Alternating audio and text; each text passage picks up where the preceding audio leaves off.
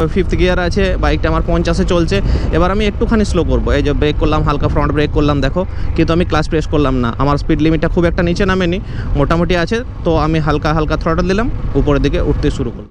তো থার্ড গিয়ারে মোটামুটি এটা চলছে 35 স্পিডে।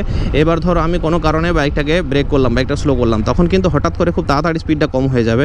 তো সেই কারণে দেখো স্লো হয়ে গেল, স্লো স্পিডে চলে এলো। তো সঙ্গে সঙ্গে যে ক্লাচ যেটা হলো বেসিক্যালি গিয়ার শিফটিংয়ের জন্য বেশিরভাগ আমাদেরকে দেওয়া হয়েছে, এবং স্লো স্পিড ম্যানুভারিং যখন তুমি ফার্স্ট এবং সেকেন্ড গিয়ারে চালাচ্ছ, খুব ভিড়ে, খুব ট্রাফিকের মধ্যে, ফ্রিকশন। বন্ধুরা কেমন আছো সবাই? আশা করি সকলে খুব ভালো আছো। আমি মিলন মাঝি সকলকে সুপ্রভাত জানাই, এবং আরও একটা নতুন ভিডিওতে সকলকে স্বাগত জানাচ্ছি বন্ধুরা। আর আজকে একটা কুয়াশা ভরা দিন, এতক্ষণ এই জাস্ট একটু রোদ উঠতে শুরু করলো। এখন ঘড়িতে সকাল 8:30। সো সকাল সকাল আমি বেরিয়ে পড়েছি একটা তোমাদের ভিডিও দেওয়ার জন্য। কেননা কি কমেন্ট করছে যে একটা বিষয় নিয়ে, যখন আমরা বাইক চালাচ্ছি, বাইক চালাতে চালাতে ধরো আমাদের কোনো সময় ব্রেক করার প্রয়োজন হলো, তো আমরা যতবারই ব্রেক করব ততবারই কি আমাদের ক্লাচটা প্রেস করা প্রয়োজন? এইটা নিয়ে অনেকে প্রশ্ন করেছে আর কি।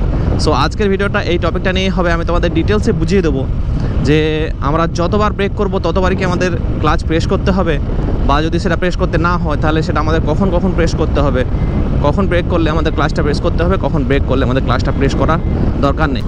সো চলো বন্ধুরা ভিডিওটা শুরু করা যাক। শুরু করার আগে যদি চ্যানেলটাকে এখনও সাবস্ক্রাইব না করেছো, ও বাইক রাইডিং রিলেটেড ভিডিও আমার চ্যানেলে রেগুলারলি আসতে থাকে, যারা নিত্য নতুন বাইক চালানো শিখছো, অবশ্যই কিন্তু চ্যানেলটাকে সাবস্ক্রাইব করে রাখো। আলাদা আলাদা টপিক নিয়ে তোমরা রেগুলারলি ভিডিও এই চ্যানেলে পেতে থাকবে। সো চলো বন্ধুরা ভিডিওটা পুরোটা দেখো। পুরোটা দেখার পর যদি তোমাদের ভালো লাগে তাহলে অবশ্যই কিন্তু ভিডিওতে একটা লাইক করে দিও। চলো ভিডিওটা শুরু করা যাক।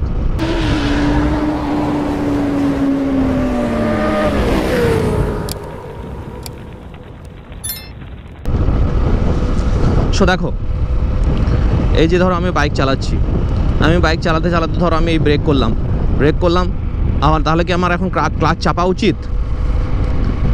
যতবারই আমরা ব্রেক করব ততবারই কি বারবার আমাদের ক্লাচ প্রেস করা দরকার? দেখো, আমরা যত বারবার বাইকের ক্লাচ প্রেস করব, ক্লাচ প্লেটের ক্ষতি হবে, ইঞ্জিন হিট হবে, ঠিক আছে? সো আমাদের এইটা প্রাইমারিলি মনে রাখতে হবে যে ক্লাচ আমাদের বাইকে অ্যাকচুয়ালি দেওয়া আছে কিসের জন্যে? ক্লাচ আমাদের দেওয়া আছে বাইকে গিয়ার শিফটিংয়ের জন্যে, এবং এক্সট্রিম কিছু কন্ডিশনের জন্য, যখন আমাদের এমার্জেন্সি সিচুয়েশন হয়ে যায় সেই সময় কিন্তু আমাদের ক্লাচটা ইউজ করতে হয়। সো আমি তোমাদের এটাই বলতে চাই যে যতবারই আমরা ব্রেক করব বা স্লো করব বাইক, ততবারই কিন্তু আমাদের ক্লাচ প্রেস করার প্রয়োজন নেই। বারবার একটুতেই ক্লাচ প্রেস করা মানে হচ্ছে ইঞ্জিনের ক্ষতি। সো কেন প্রয়োজন নেই, এবার এই জিনিসটাতে আসি। তার আগে তোমাদের কিছু বেসিক জিনিসগুলোকে আমি বলে দিই, যেটা আমি অন্য ভিডিওতে তোমাদের বলেছি, যে প্রত্যেকটা বাইকের প্রত্যেকটা গিয়ারে একটা স্পিড রেশিও থাকে, মানে একটা আইডিয়াল স্পিড রেশিও। এটা কিন্তু যে ম্যাক্সিমাম স্পিড কত যাবে সেটা নয়, প্রত্যেকটা গিয়ারে ম্যাক্সিমাম স্পিড আমার তো বলবে যে বাইকটা আমার ফার্স্ট গিয়ারে, অনেক বাইকের কি ফার্স্ট গিয়ারেই আমার 50 চলে যায়, ঠিক আছে, হায়ার সিসি বাইকে। তো সেই জিনিসটা আমি বলছি না, কিন্তু আমি বলছি আইডিয়াল স্পিড লিমিট, মানে যার পরে গেলে কিন্তু তোমার আরপিএম লাইটটা জ্বলে যাবে, ঠিক আছে? সেটা হচ্ছে আইডিয়াল স্পিড লিমিট। যেমন ধরে নাও এটা হচ্ছে 160 সিসি বাইক, অ্যাপাচি 164V টিভিএসের। তো এটাতে ধরো ফার্স্ট গিয়ারে যেটা আইডিয়াল স্পিড লিমিট সেটা হচ্ছে 0 থেকে 10 বা 12 অবধি।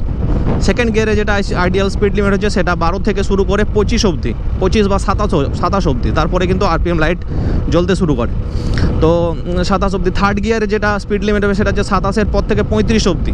ফোর্থ গিয়ারে যেটা স্পিড লিমিট হচ্ছে 35 থেকে 43, এই মোটামুটি স্পিড লিমিট। এবং 43-এর পর কিন্তু তোমাকে ফিফথ গিয়ারে দিয়ে দিতে হয়। সো এটা হলো আইডিয়াল স্পিড লিমিট। মানে কি? মানে ওই গিয়ারে যদি তোমার বাইকটা যে গিয়ারে থাকবে, ওই আইডিয়াল স্পিড লিমিটের মধ্যে তোমাকে বাইকটা চালানো উচিত, ঠিক আছে? মানে যদি ধরো তোমার বাইকটা ফার্স্ট গিয়ার আছে, তোমাকে চালাতে হবে 0 থেকে 10-এর মধ্যে। তোমার সেকেন্ড গিয়ার আছে যদি 0 থেকে 25-এর মধ্যে। সো দেখো বন্ধুরা, এখন আমার বাইকটা ফিফথ গিয়ারে চলছে, মোটামুটি 50-এর কাছাকাছি স্পিড আছে, ঠিক আছে? তো এরকম সিচুয়েশনে ধরো আমার সামনে কোনো কিছু হঠাৎ করে একটা চলে এলো, বা আমার সামনে যেটা গাড়ি যাচ্ছিলো সেটা হঠাৎ করে হয়তো স্লো করে দিল, বা কোনো সামনে একটা আমি গর্ত দেখতে পেলাম, তখন আমি একটুখানি হালকা থ্রটলটা কম করে হালকা ব্রেক করলাম, ঠিক আছে? এইবার কিন্তু আমার স্পিড লিমিটটা কিন্তু একদম যে স্পিড লিমিট আছে ফিফথ গিয়ারের তার খুব একটা নিচে গেল না, মানে সামনাসামনি রইলো। তখন কিন্তু আমাকে ক্লাচটা প্রেস করার কোনো দরকার হলো না। আমি হালকা হালকা থ্রটল দিলাম, বাইকটা আবার কিন্তু স্পিড নিতে শুরু করলো, ঠিক আছে? তাহলে ব্যাপারটা হলো এই যে যখন আমাদের একটুখানি স্লো করতে হবে, মানে স্পিড লিমিটটা কিন্তু সেই গিয়ারের আইডিয়াল স্পিড লিমিটের মধ্যেই থাকছে মোটামুটি, তখন আমাদের ক্লাচটা প্রেস করারও কোনো দরকার নেই, গিয়ারটা ডাউন করারও কোনো দরকার নেই। কিন্তু ধরো আমি বাইকটা 50 স্পিডে যাচ্ছিলাম 5th গিয়ারে, কিন্তু কোনো কারণে আমাকে বাইকটা অনেকটা স্লো করতে হলো, আমি ব্রেক করলাম, বাইকটা অনেকটাই স্লো করতে হলো, তখন কিন্তু আমাকে সঙ্গে সঙ্গে ক্লাচটা ধরে গিয়ারটাকে ডাউন করে নিতে হবে, ঠিক আছে। সো ব্যাপারটা হলো এই যে যদি তোমার বাইক চালাতে চালাতে স্পিড লিমিটটা যে গিয়ারে চালাচ্ছ সেই গিয়ারের স্পিড লিমিটের মধ্যে থাকে, তাহলে তোমাকে ক্লাচ প্রেস করার কোনো দরকার নেই। কিন্তু যদি তোমার স্পিড লিমিটটা অনেকটা কমে যায়, হ্যাঁ, যে গিয়ারে চালাচ্ছ তার থেকে স্পিড লিমিটটা অনেকটা কমে যায়, তাহলে যখনই তুমি ব্রেক করবে তখন তোমাকে ক্লাচটাও প্রেস করা দরকার এবং তোমাকে তার সাথে সাথে গিয়ারটা ডাউন করে নেওয়া দরকার। আরেকবার তোমাদের চালিয়ে দেখাচ্ছি আমার ক্লাচ প্রেস করার প্রয়োজন হচ্ছে কিনা। বিশেষ করে হায়ার স্পিডে যখন তুমি থাকবে তখন তোমাকে একদমই ক্লাচ প্রেস করার দরকার নেই। যখন তুমি ফার্স্ট বা সেকেন্ড গিয়ারে থাকবে তখন দেখো একটুতেই খুব বেশি স্পিডটা কম হয়ে যায়। সো এটা আমি প্র্যাকটিক্যালি করে দেখাবো। প্রথমে দেখে নিচ্ছি, দেখো একটু হায়ার স্পিডে, ধরো আমার বাইকটা 4th গিয়ার আছে, হ্যাঁ 5th গিয়ার আছে, বাইকটা আমার 50-এ চলছে। এবার আমি একটুখানি স্লো করবো, এই যে ব্রেক করলাম, হালকা ফ্রন্ট ব্রেক করলাম দেখো, কিন্তু আমি ক্লাচ প্রেস করলাম না, আমার স্পিড লিমিটটা খুব একটা নিচে নামেনি, মোটামুটি আছে, তো আমি হালকা হালকা থ্রটল দিলাম, উপরের দিকে উঠতে শুরু করলাম, ঠিক আছে। তো এটা হলো হাই স্পিডে, যখন মানে একটু বেশি স্পিড থাকছে। কিন্তু এবার তোমাদের আমি দেখাচ্ছি যে কম স্পিডে যখন আমি চালাবো, যখন সেকেন্ড গিয়ার বা ফার্স্ট গিয়ারে চালাবো, তখন তোমাদের কী সিচুয়েশানটা হবে। দেখো আমার বাইকটা এখন 3rd গিয়ার আছে, মোটামুটি বাইকটা 33-34-এ চলছে, ঠিক আছে। তো এটা হচ্ছে এর আইডিয়াল স্পিড লিমিটের প্রায় মানে ম্যাক্সিমাম কাছাকাছি চলে গেছে, 37 অবধি গেলে, তারপরে 37-38 অবধি গেলে তারপরে আমাকে গিয়ারটা চেঞ্জ করে নিতে হয়। তো 3rd গিয়ারে মোটামুটি এটা চলছে 35 স্পিডে।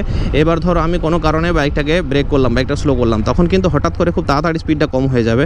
তো সেই কারণে দেখো স্লো হয়ে গেল, 16 স্পিডে চলে এলো, তো সঙ্গে সঙ্গে ক্লাচটা প্রেস করে আমাকে সেকেন্ড গিয়ারে কিন্তু সেই সময় করে নিতে হবে, ঠিক আছে।